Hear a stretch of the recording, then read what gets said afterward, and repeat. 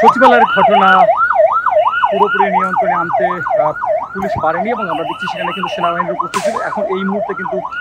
তারপরেও ছাত্রদের ছত্রভঙ্গ করতে না পেরে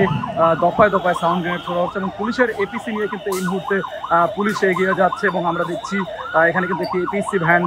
নিয়ে আসা হয়েছে এবং পুলিশ কিন্তু আবারও গুলিস্তানের যে মোড় সেই মোড় থেকে শিক্ষার্থীদের ছত্রভঙ্গ করতে সামনের দিকে এগিয়ে যাচ্ছে। আমরা আপনাদেরকে সেখানকার যে চিত্র সেটি দেখানোর চেষ্টা করছি। আমরা কিন্তু দেখাই সেখানে কিন্তু একটি এপিসি ভ্যান রাখা হয়েছে এবং পুলিশ কিন্তু এখন সামনের দিকে এগিয়ে যাচ্ছে এবং পুলিশ কিন্তু আগের যেই তাদের সংখ্যা ছিল, তাদের ফোর্সের সংখ্যা অনেকটাই বৃদ্ধি করেছে এবং সেই ফোর্সের সংখ্যা বৃদ্ধি করে তারা কিন্তু আবারও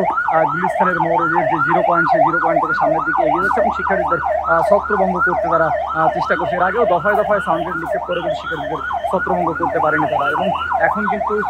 তারা তাদের যে পরিমাণ পুলিশের সংখ্যা ছিল সেটি আরও বৃদ্ধি করেছে এবং তারা কিন্তু বেশ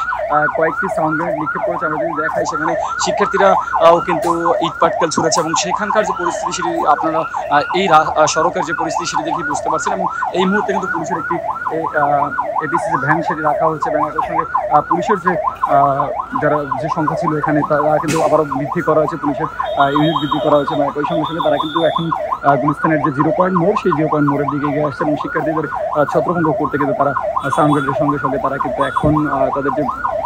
পুলিশের উপস্থিতি ছিল সেই উপস্থিতির পরিমাণটাও বাড়িয়েছেন এবং এখন কিন্তু তারা জিরো পয়েন্ট মোড়ে অবস্থান করছেন এবং শিক্ষার্থীদের ছত্রভঙ্গ করতে চেষ্টা করছেন। দর্শক, আমরা রয়েছি সেখানে এবং সেখানকার যে পরিস্থিতি সেটি আপনাদেরকে দেখানোর চেষ্টা করেছিলাম, আমরা যদি জানানোর চেষ্টা করি। এর আগেও কিন্তু আমরা দেখছি বেশ কয়েক দফায় সাউন্ড গ্রেনেড নিক্ষেপ এবং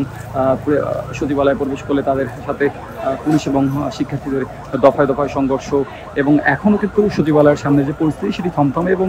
পুলিশ কিন্তু